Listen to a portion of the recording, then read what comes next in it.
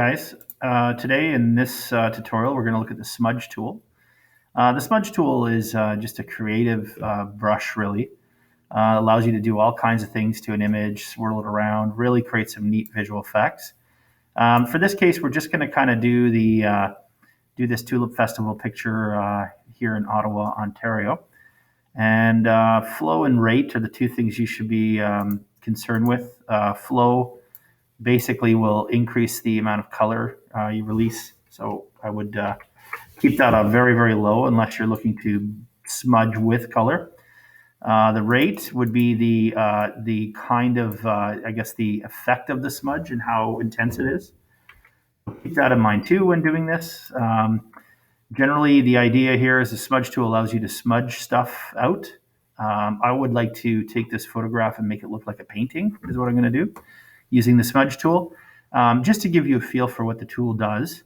Again, we have the dynamics that you're aware of, different things we can do here with dynamics, and we have our brush tip settings. And we have opacity, so you can lower your opacity as well to do smudging effects. So keep those things in mind when doing this tutorial. However, the idea here is just to give you a good rough idea of what this, good idea, not a rough idea, of what the smudge tool does. And then you can use it in the program as you see fit, with combined with other tools.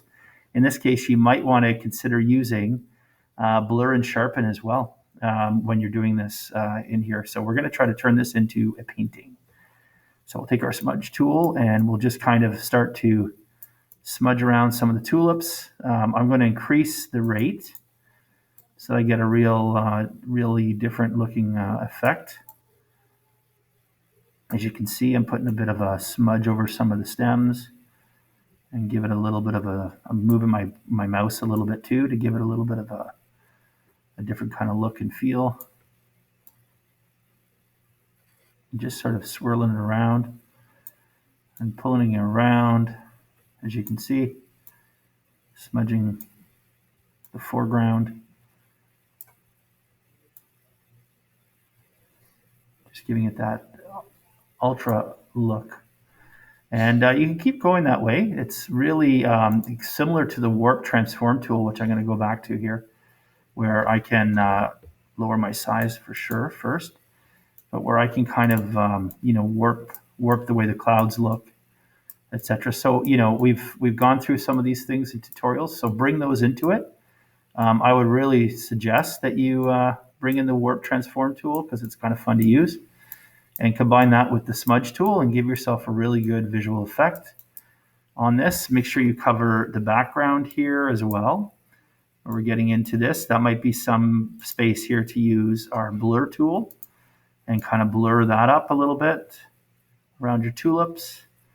You can warp transform it and then you can blur it out, give it a really psychedelic look. But the whole idea here is we're going to make this turn this into, I should say, some sort of painting styled thing as opposed to just a photograph of tulips. So I would start with that smudge tool and you design it. And remember that you have the warp transform, you have the sharpen and blur, and create something very interesting with it. And as you can see, I like to use the warp transform on the clouds to really accentuate the differences. Okay, so keep that in mind. Have fun with it. Take your time and see what you can do. I can make little horns on the tulips. And the idea here, smudge tool as a brush kind of thing, there are uses for it. You might want to smudge areas out. You might want to smudge, smudge areas you've edited on faces, portraits. It is a subtle tool. I use it right now as a fun tool, but it is definitely a tool of subtlety, just like the other three, where we have, the other four, blur and sharpen and dodge and burn. I would say even try to bring in the dodge and burn in this case. Maybe you want to increase your brush size and lighten some of the sky or some of the areas of the tulips. Keep it in mind, but primarily smudge tools for starters. Give it a really good smudged look effect and add some other tools into it so you start combining the toolbar. Very important for the next process or the next subject that you're going to be working on. Okay, so there you go. That is the smudge tool. Give it a shot.